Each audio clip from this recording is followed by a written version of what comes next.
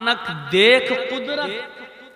तो नानक ने जो मौजिज़े देखे, जो चमत्कार देखे, नबी अकरम सल्लल्लाहु अलैहि वसल्लम के जो मौजिज़े पढ़े और चमत्कार देखे, तो नानक देख कुदरत गए सभी भूल। तो नानक को सब कुछ, नानक भूल गए। नानक को अपना कुछ याद नहीं रहा। यानी नानक ने कहा, गुरु नानक ने, कि इस नबी के बाद अब किसी और दूसरे नबी की जरूरत नहीं है। ये गुरु ग्रंथ में लिखा हुआ है। ईसाइयों में तो पूछो मत। बाइबल की ओल 5 उठाएं, 5वीं जिल्द, और पढ़ लें। I will pray the father, he shall give the another comforter after that. I will not talk much with you because the prince of this world comes. His name will be Ahmad. His name will be Ahmad. Jesus says, मसीह कह रहे हैं, ईसा कह रहे हैं, I will pray the father, मैं अपने पिता से, मैं अपने बाप से ये दुआ करूंगा। He shall give the another comforter, कि वो तुम्हें एक दूसरा रसूल दे, दूसरा मार्गदर्शक दे, दूसरा प्रोटेस्टेंट दे, दूसरा रास्ता दिखाने वाला दे। I will not talk much with you, अब मैं तुमसे कुछ और नहीं कहना चाहता। I will not talk much with you, अब मैं तुमसे कुछ और नहीं बोलूंगा, अब मैं तुमसे कुछ और नहीं कहूंगा। The Prince of this world कम, इस दुनिया का शहजादा तशरीफ लाने वाला है, इस दुनिया का शहजादा आने वाला है। उसके आने के लिए मेरा जाना जरूरी है। जब तक मैं रहूंगा वो नहीं आएगा। उसके आने के लिए मेरा जाना जरूरी है, जब मैं जाऊंगा तब वो आएगा। His name will be Ahmad. लोगों सुनो, मेरे जाने के बाद जब वो शहजादा इस दुनिया का आ जाए, तो तुम उस पर ईमान ले आना। उसका नाम क्या होगा? अहमद होगा। His name will be Ahmad. उसका नाम अहमद होगा। जो बाइबल में लिखा है, एक बार सेट कर लीजिए और बैठ जाइए। कैमरामैन, आप ही लोगों से कह रहा हूं, एक बार सेट कर लीजिए और बैठ जाइए। दूसरे लोगों को पीछे से डिस्टर्ब मत करिए बस। जो बाइबल ने कहा है, जो ईसा अलैहिस्सलाम ने कहा, जो बाइबल में आज भी मौजूद है, सेम टू सेम, हूबहू इसी तरीके से कुरान में पेश किया गया। वइज़ क़ाल ईसा इब्नु मरियम या बनी इस्राईल इन्नी रसूलुल्लाहि इलैकुम मुसद्दिक़न लिमा बैना यदैया मिनत तौरात व मुबश्शिरन बिरसूलिन याती मिन बअदि इस्मुहु अहमद। और जब ईसा अलैहिस्सलाम ने कहा,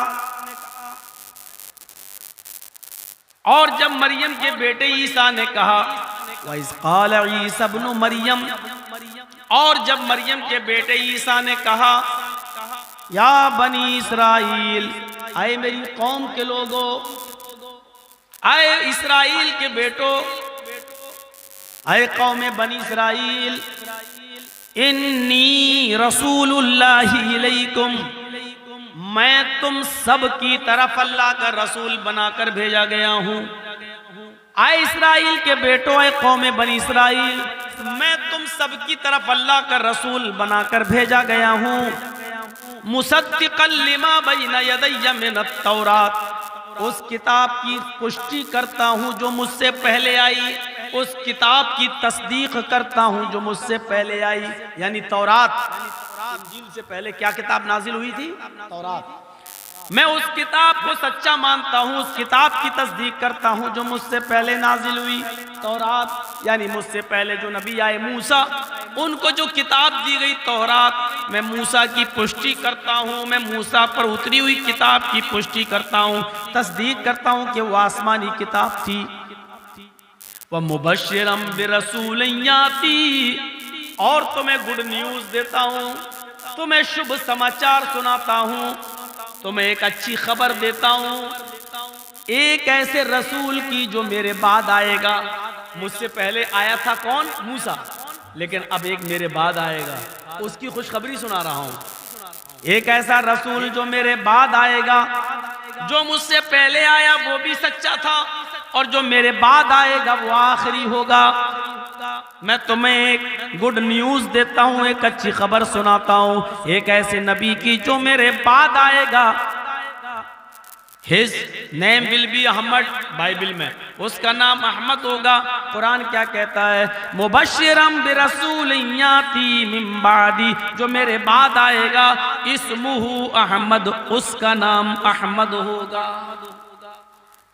दो नाम बड़े मशहूर हैं अल्लाह के रसूल के, एक मोहम्मद और दूसरा अहमद। मोहम्मद नाम आपके दादा अब्दुल मुत्तलिब ने रखा, और अहमद नाम आपकी माँ आमिना ने रखा, और इन दोनों नामों का जिक्र कुरान में मौजूद है। मोहम्मद का जिक्र तो बाकायदा एक आयत में है, मुहम्मदुर रसूलुल्लाह वल्लज़ीना माअहू अशिद्दाउ अलल कुफ्फारि रहमाउ बैनहुम। मोहम्मद का नाम आ रहा है। और कुरान को जब नाजिल किया तो अल्लाह ने कहा नुज़्ज़िला अला मोहम्मद, ये कुरान मोहम्मद रसूलुल्लाह के क़ल्ब अतर, आपके पाकीज़ा दिल पर नाजिल किया गया है। मोहम्मद सल्लल्लाहु अलैहि वसल्लम का नाम आया, सूरह मोहम्मद के नाम पर पूरी एक सूरत का नुज़ूल हुआ। अहमद का नाम इस आयत में आया, मुबश्शिरम बिरसूलिन याती मिन बाद इस्मुहु अहमद, उनका नाम अहमद होगा।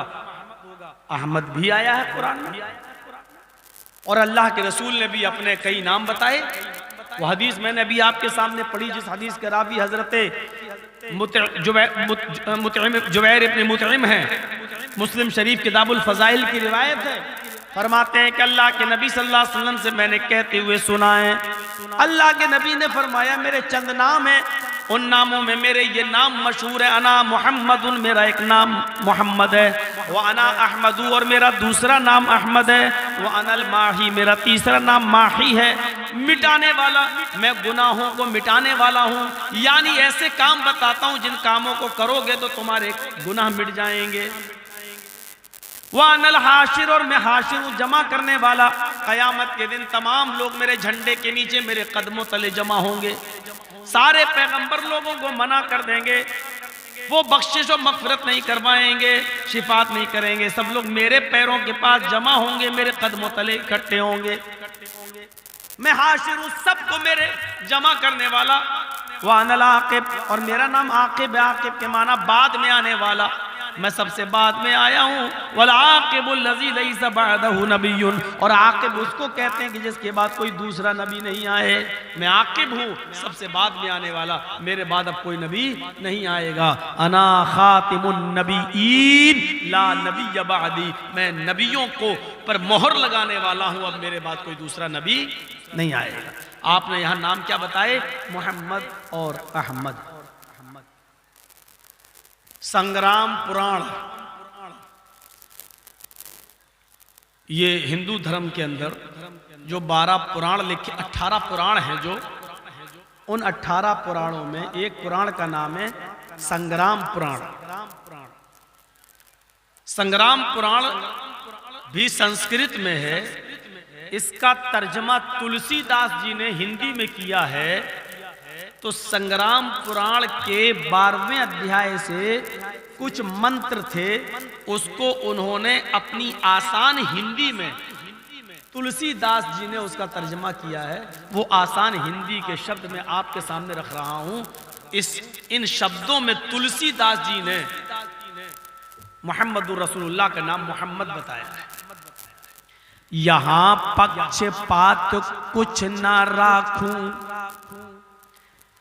वेद पुराण सत सत भाकूं, देश अरब भरग लता सहाय, सोतियल भरम गत सुनो घगुराए। राजनीति भव्य प्रीति दिखावे, आपन मत सबका समझावे, तब तक मद्दी कोया बिना महामद पार न होया। ये संग्राम पुराण के अंदर आज भी ये पंक्तियां मौजूद हैं, और ये पंक्तियां मैं सिर्फ बंगाल में नहीं पढ़ता हूं, मैं इन लाइनों को नागपुर में भी पढ़ के आता हूं, जहां आरएसएस का गढ़ है, और आरएसएस के गढ़ के सामने बोल के आता हूं मैं इन मंत्रों को, और खुली चुनौती दे के आता हूं। डॉक्टर जाकिर नाइक की तरह बाहर नहीं हूं मैं, इंडिया में हूं। अगर एक शब्द भी गलत हो तो अरेस्ट करिए हमें। मेरे ऊपर किताब की किसी हवाले को लेकर केस नहीं हुआ है, क्योंकि आज तक किसी हिंदू भाई ने मेरे ऊपर किताब में मेरे लिखा गलत बोला ये करके केस नहीं किया है। ये करके केस किया है कि इसने फला को टकला कहा, फला को मोटा कहा, फला को ये कहा, फला को वो कहा, ये करके केस किया। लेकिन किताब को लेके कभी केस नहीं हुआ कि गलत बोले। और मैंने भी कोर्ट में कहा कि अच्छा जज साहब आप ही बताइए कि अगर किसी के सर पे बाल ना हो तो उसको क्या कहा जाएगा, आप ही बताइए। ठीक है, अगर मैं गंजा कह दूं तब भी आपको बुरा लगता है। अच्छा जिसके सर पे बाल ना हो तो आप ही बताइए क्या है। जज साहब खुद कहते हैं वो तो गंजा हुआ, टकला। तो हमने कहा अगर मैंने इसको कह दिया टकला तो फिर मेरे ऊपर केस क्यों हो रहा है, आप ही बताइए। तो जज साहब ही मुस्कुरा के कहते हैं कि चोर को चोर कहोगे तो बुरा नहीं मानेगा। वो भी हंस के कह रहे हैं चोर को चोर कहोगे तो बुरा नहीं मानेगा। अरे आप यूं भी कह सकते हो जिसके सर पे एक भी बाल नहीं। मैंने कहा वो बोलते वक्त भाई ये होश नहीं रहता, मैं क्या करूं। चोर को चोर भी ना कहूं तो क्या कहूं। कहते हैं यार थोड़ा सा कंट्रोल किया करो, जमानत तो दे दी लेकिन बोले कंट्रोल किया करो। ये हाल राहत इंदौरी साहब इस दुनिया में नहीं रहे। एक बार उन्होंने अपने किसी मुशायरे में कह दिया था कि देश का प्रधानमंत्री चोर है। उन पे केस हो गया। उनको जज साहब के कटघरे में खड़ा होना पड़ा। तो जज साहब ने पूछा कि आपको ऐसा नहीं कहना चाहिए, क्यों कहा, हो गया ना केस आपके ऊपर। तो उन्होंने कहा साहब मैंने ये कहा है कि देश का प्रधानमंत्री चोर है, लेकिन मैंने ये नहीं कहा कि मेरे देश का प्रधानमंत्री चोर है, इसलिए मेरे ऊपर केस बनता ही नहीं। मैंने हिंदुस्तान का नाम कहाँ लिया है, मैंने ये कहा कि भारत का प्रधानमंत्री चोर है। तो जज मुस्कुरा के कलम चलाते हुए बेल दे रहा उनको और कह रहा है क्या हमें नहीं मालूम है कि कहाँ का प्रधानमंत्री चोर है, क्या हमको बेवकूफ समझ रहे हो। मतलब जज भी समझ रहे हैं कि क्या हो रहा है, माहौल क्या है और देश को क्या बनाने की कोशिश की जा रही है, इसको सब समझ रहे हैं। अल्लाह ताला बंगाल के मुसलमानों को समझने की तौफीक अता फरमाए। ये जरूरत है, ये जरूरत है। बहुत डेंजर माहौल है, पूरी दुनिया की नजरें हैं आपके ऊपर, याद रखिए। और आपको बता दूं 100 रुपए मिलते थे तो हम यहीं चिपके थे, अब किसी ने कह दिया हम तुम्हें 1000 देंगे। इसलिए लोग ये नहीं देख रहे हैं कि बंगाल में कौन आएगा कौन नहीं आएगा, वो ये देख रहे हैं कि 100 की जगह पर हमें 10 गुना ज्यादा मिलने वाला है, इसलिए इसको पकड़ो। अब मैं खुल के नहीं बोलूंगा, समझ गए ना आप। हाँ, इशारे में बात समझो बस। और कुछ लोगों की मजबूरियां हैं, वो यहां आएंगे, वो जानते हैं उनको लाने वाला यहां कौन है, अच्छी तरीके से हम जानते हैं। वो अपनी मर्जी से नहीं आ रहे हैं, उनको लाया जा रहा है, क्योंकि वो जानते हैं कि अगर हम नहीं ऊपर की बात माने और नहीं यहाँ आए तो जो हाल यूपी में आजम खां की यूनिवर्सिटी का हुआ, तोड़ दिया गया, वही हाल हमारा भी हो जाएगा, वही हाल हमारा भी होगा।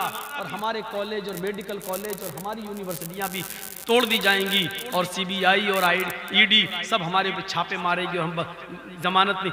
मजबूरी है उनकी आना, वो बेचारे आएंगे। अब उस साउंड को क्या करें, तो लगता है माइक की जैसे मर गया, हमें जनाजा ही पढ़ना पड़ेगा यहाँ पर। ऐसे ही तुम्हें पैसा मिलेगा, रो रो के पैसा देना इनको, जैसे ये रो रो के। हाँ सुनिए, तो कुछ लोग ये मजबूरी है उनकी, वो यहां आएंगे, मजबूरी आप समझ लीजिए, लेकिन आपकी कोई मजबूरी नहीं है। आप अपना अच्छा और बुरा अच्छी तरीके से समझते हैं। बंगाल वालों, बिहार वालों की तरह कभी गलत कदम मत उठा जाइएगा। बस मैंने इशारा कर दिया, बिहार वालों की तरह गलत कदम मत उठाइएगा, गलत फैसला मत कर जाइएगा, वरना आपकी आगे आने वाली नस्लें आपको कभी माफ नहीं करेंगी। सी और एनआरसी मुड़ला रहा है हमारे सरों पर, इतना याद रखिएगा। मैंने 2 महीना के जलसे में कहा था, अभी 3-4 रोज दिन पहले, जितने आराम से यहाँ से तुम गोश्त जो कलकत्ता भेज रहे हो ना, अगर यहाँ ये सरकार चली गई और दूसरी आई तो गोश्त भेज नहीं पाओगे यहाँ से वहाँ तक। हालात क्या होंगे तुम्हारे। तुम यहाँ, मैं किसी पार्टी का प्रचार करने नहीं आया, लेकिन तुम्हें मुत्तहिद करने आया हूँ। तुम मुत्तहिद हो जाओ, तुम्हारे अंदर इत्तेफाक पैदा हो जाए, बस तुम जम जाओ। जहां भी वोट दो, जिसको भी दो, आने वाले चुनाव में मैं नहीं बताऊंगा कि किसको दो, जिसको भी दो, तुम सारे मुसलमानों का वोट एक जगह जाना चाहिए, एक साथ एक जगह जाना चाहिए। ये सच है, फिर सुन लो, ये सच है कि हम इस देश के प्रधानमंत्री नहीं बन सकते, लेकिन ये भी सच है कि हमारे बगैर कोई दूसरा भी नहीं बन सकता। इतना याद रखना, हम हैं तो इस देश का मुस्तकबिल है, हम हैं तो इस देश का फ्यूचर है। हम प्रधानमंत्री नहीं बन सकते। तुमने जात और पात और बिरादरियों का ऐसा खेल खेला है, नंगा नाच, कि उस नंगे नाच पर हम देश के प्रधानमंत्री नहीं बन सकते। लेकिन यह भी हकीकत है कि हमारे बगैर तुम भी नहीं बन सकते।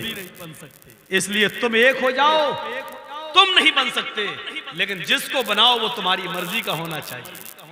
उसको बनाओ जो तुम्हारी सुनने वाला हो, उसको बनाओ जो कलम चलाने से पहले 1000 बार सोचे कि ये कलम चल रहा है, ये भारत के 25-30 करोड़ मुसलमानों के फेवर में है या नहीं है। ऐसा ये इत्तेहाद तुम अपने अंदर पैदा करो, तो बात मेरी आगे की तरफ चलेगी। अब या तो आप ही सुना दीजिए या मेरी सुन लीजिए। अब इतने आप इधर आइए भैया, तो सुनिए मेरे प्यारे साथियों, क्या कहा था तुलसीदास जी ने, यहां पक्षपात कुछ ना राखूं, आज मैं किसी की तरफदारी नहीं करूंगा, आज मैं किसी की तरफदारी नहीं करूंगा। तरफदारी समझते ना, किसी की हिमायत नहीं करूंगा, ना हिंदुओं की ना मुसलमानों की। आज मैं किसी का फेवर नहीं करूंगा, ना हिंदुओं का ना मुसलमानों का। वेद पुराण सत सत भाकूं, हमारी किताबों में, वेदों में और पुराणों में जो कुछ लिखा है उसको मैं सही सही बताऊंगा। ये लीजिए तुलसीदास जी के जुमले देखो, आज हिंदू मुसलमान सिख ईसाई में किसी की तरफदारी नहीं करूंगा, हमारी किताबों में, वेदों में और पुराणों में जो कुछ लिखा है उसको मैं बिल्कुल सही सही बताऊंगा। क्या लिखा है पुराणों में, देश अरब भरग लता सहाय, अरब का देश, अरब का मुल्क 14वीं रात की चांद की तरह चमकेगा। हम तो समझ रहे हैं पब्लिक ही शोर कर रही है, स्टेज पर भी थोड़ा सा वो हो रहा है, स्टेज पर तो लोग ऐसा ना करें। देश अरब भरग लता सहाय, अरब का नाम मौजूद, अरब का देश, अरब का मुल्क 14वीं के रात के चांद की तरह चमकेगा। सोतियल भरमगत सुनो घगुराए, अनहोनी बातें दिखाने वाला, अनहोनी चीजें दिखाने वाला वहां पैदा होगा, यानी मौजिजे दिखाने वाला। मौजिजे, अनहोनी जो दूसरों से ना हो सके उससे होगा। उंगली का इशारा किया, चांद के 2 टुकड़े हो गए। अबू जहल ने पूछा मेरी मुट्ठी में क्या है बता दो, तो मैं ईमान ले आऊंगा। अल्लाह के नबी फरमाते हैं, इन मुट्ठियों को अपने कान में लगा ले, तेरी मुट्ठी में जो कंकरियां बंद हैं वो मेरा कलमा पढ़ रही हैं। मुट्ठी में कंकरियां, ये भी बता दिया। उसने कान में लगाया, कंकरियों से आवाज आ रही थी, अशहदु अल्ला इलाहा इल्लल्लाह व अशहदु अन्ना मुहम्मदन अब्दुहु व रसूलुहु। अबू जहल ने कंकरियां जमीन पर फेंक दी और कहने लगा, ये तो मोहम्मद का जादू है। लोमड़ी को अंगूर नहीं मिलते तो कहती खट्टे हैं। जब दिखा दिया चमत्कार मौजिजा तो कहने लगा नहीं नहीं नहीं नहीं, ये तो जादू है, ये तो जादू नहीं मान रहा। देश अरब भारत लता सहाय सोतियल भरम गत सुनो घगुराए। उसके अंदर अनहोनी बातों को दिखाने वाला एक पैदा होगा, मौजिजे दिखाने वाला पैदा होगा। एक गिलास दूध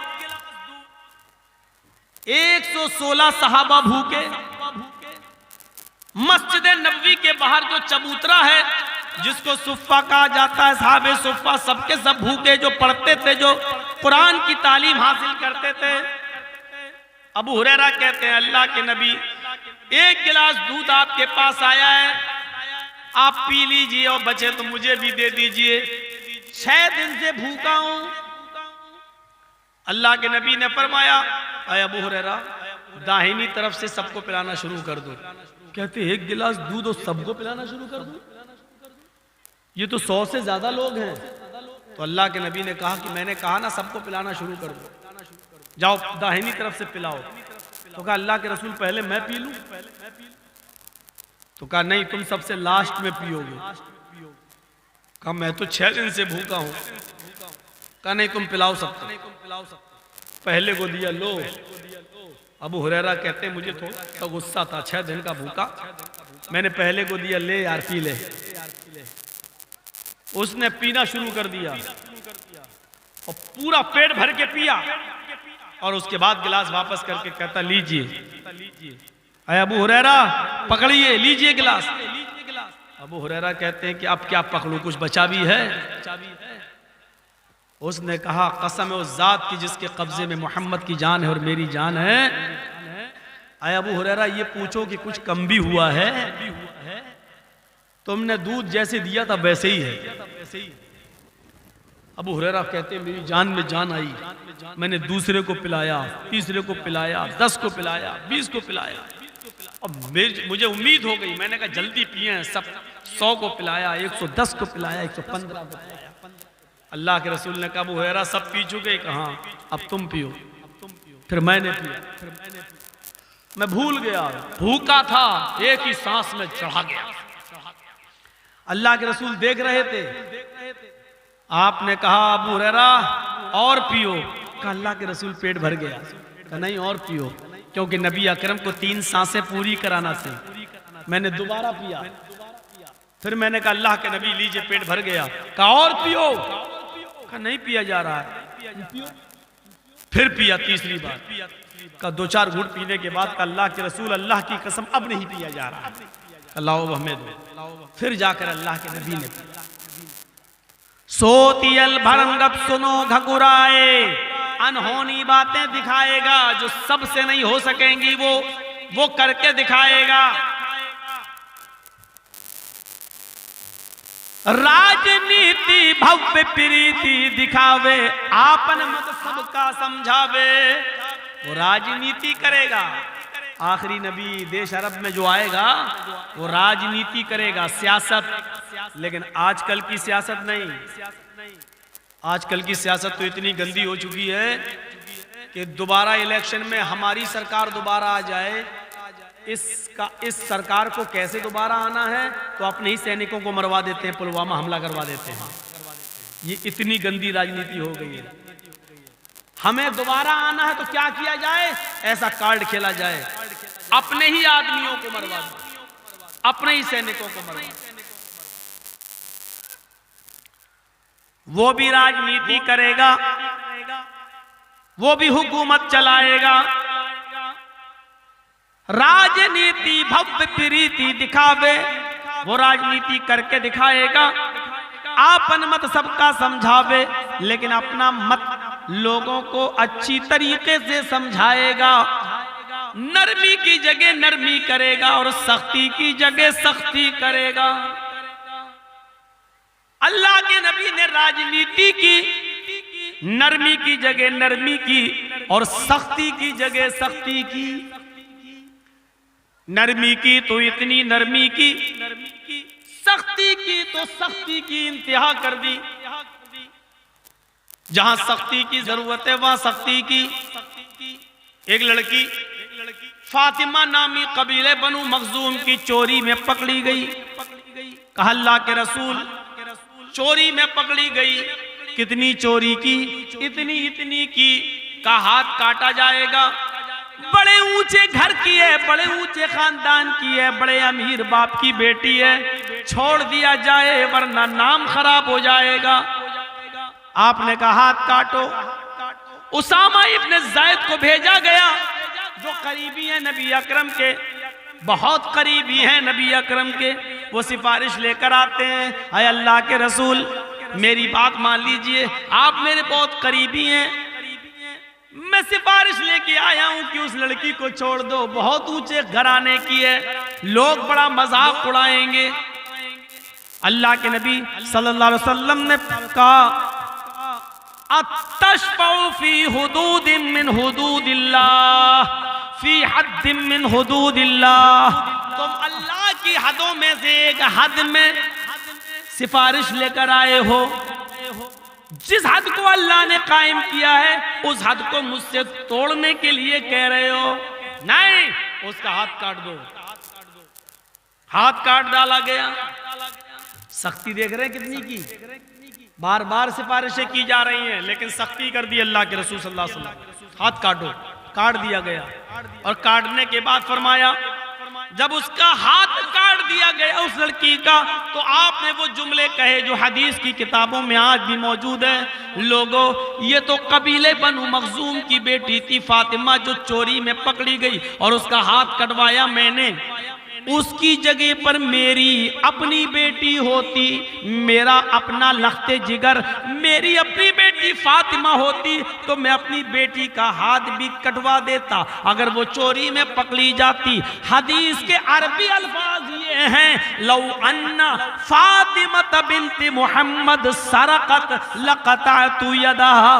अगर उसकी जगह पर मोहम्मद की बेटी फातिमा होती, लौ अन्ना फातिमा बिन्त मोहम्मद, अगर मोहम्मद की बेटी फातिमा होती, सरकत चोरी की होती, लक़तअतु यदहा, तो मैं उसका भी हाथ काट डालता। तुम किसकी बात कर रहे हो? मैं तो अपनी बेटी को भी नहीं छोड़ता। सख्ती की तो इतनी सख्ती,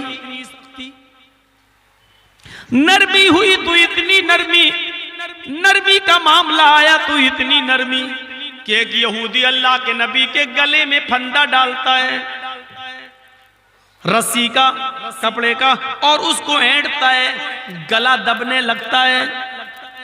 आए मोहम्मद मेरा कर्ज दो, सल्लल्लाहु अलैहि वसल्लम मेरा कर्ज दो। हजरत उमर फारूक ने उसको धक्का दिया। शर्म नहीं आती मेरे नबी के साथ ऐसा करते? अल्लाह के नबी ने कहा तुमने इसको डांटा क्यों, इसको धक्का क्यों दिया? कहा अल्लाह के रसूल आपके गरीबान में रस्सी डाल दी और ऐंठ रहा था, और मेरे सामने मेरे नबी की ये तौहीन करे और मैं बर्दाश्त कर लूं? ऐसा नहीं हो सकता। आपने फरमाया है उमर, मुझे तुमसे ये उम्मीद नहीं थी, मैंने इससे कर्ज लिया था, 1 हफ्ते का वादा था, 5वें ही दिन मांगने लगा, अब ये कर्ज में 2 दिन बाकी थे। इससे तुम आसानी से मुतालबा करने के लिए कहते कि भाई अभी 2 दिन है, रुक जाओ, मिल जाएगा, और मुझे अदा जल्दी अदा करने के लिए कहते कि अल्लाह के रसूल आपने कर्ज लिया तो जल्दी दे दो, लेकिन तुमने उसको डांटा और फटकारा, इसलिए इसका कर्ज का इंतजाम आज ही करो, अभी दे दो। उसका कर्ज दिया। फिर आपने फरमाया सुनो, तुमने इसको मारा भी है, डांटा फटकारा है, इसलिए उसको ज्यादा दे दो, 30 सा और ज्यादा दे दो, 30 सा, 1 सा 2.5 किलो का। 30 सा 75 किलो और ज्यादा दे दो। नरमी की तो इतनी नरमी, सख्ती की तो उतनी सख्ती, और नरमी की तो इतनी नरमी। फरमाया राजनीति भव्य प्रीति दिखावे, आपन मद सबका समझावे। वो हुकूमत चलाएगा, राजनीति करेगा, लेकिन मसलहत से सख्ती की जगह सख्ती करेगा और नरमी की जगह नरमी करेगा। सख्ती की जगह सख्ती करेगा और नरमी की जगह नरमी करेगा। इसके बाद वाला जुमला देखिए जो हमारे मौजू से टच है। जब तक मद्दी कोया, जब तक मद्दी कोया, मद मानी मीठी और कोया मानी आवाज। मीठी आवाज जब तक इस दुनिया में बाकी रहेगी, सुरीली आवाज जब तक इस दुनिया में बाकी रहेगी, यानी कुरान की आवाज, कुरान की तिलावत कितनी सुरीली होती है। जब तक मद्दी कोया, मीठी आवाज, सुरीली आवाज, कुरान जब तक इस दुनिया में बाकी रहेगा, बिना मोहम्मद पार न होया। उस वक्त तक कोई मोहम्मद रसूलुल्लाह के बताए हुए रास्ते पर चले बगैर कोई पार नहीं हो सकेगा। तुलसीदास जी ने ये बात कसम खाकर कही, आज मैं किसी की तरफदारी नहीं करूंगा, जो मेरी किताबों में लिखा है वो मैं सही सही बताऊंगा। उसमें आखिरी चीज पर गौर करो, जब तक कुरान रहेगा तब तक मोहम्मद रसूलुल्लाह के बताए हुए रास्ते पर चले बगैर कोई कामयाब नहीं हो सकता। इससे ज्यादा और क्या चाहिए? इससे ज्यादा खुलकर और वाज़ेह शब्दों में अब किस मंत्र की जरूरत है? बिना मोहम्मद पार न होया। और मोहम्मद का नाम वेदों में तो इतना आया है कि इस पर तो मैं किसी हिंदू पंडित से जुआ तक खेलने को तैयार हूं। कोई खेल ले हमसे। आप कहेंगे मौलाना साहब जुआ खेलने को तैयार हो? हाँ भैया खेल लूंगा। कोई शर्त पर आ जाए कि मेरी किताब में मोहम्मद का नाम नहीं आया सल्लल्लाहु अलैहि वसल्लम, मैं कहूंगा कि तौरात से ज्यादा, जबूर से ज्यादा, इंजील से ज्यादा और दूसरी किताबों से ज्यादा, सबसे ज्यादा अगर मोहम्मद रसूलुल्लाह का नाम किसी किताब में आया तो वेदों ही में आया। सबसे ज्यादा, सबसे ज्यादा। और कोई जुआ खेल ले 1-1 लाख, 2-2 लाख, 5-5 लाख, 1-1 करोड़ नहीं, इससे ज्यादा नहीं बोलूंगा ना। ईडी वाले हम भी छापा मार देंगे कि मौलाना साहब ने तक कहा तो मारो, कुछ तो होगा भाई, तब तो बात में दम है। आओ, इतना वेदों में नाम आया है मोहम्मद, हम याद नहीं कर पा रहे हैं मंत्र। कितने मंत्र याद करें? कितने मंत्र आपको बताएं? इतना नाम आया है। कहीं मोहम्मद, कहीं मोहम्मद, कहीं अहमद, कहीं अहमिद। वेदा हामिद पुरुष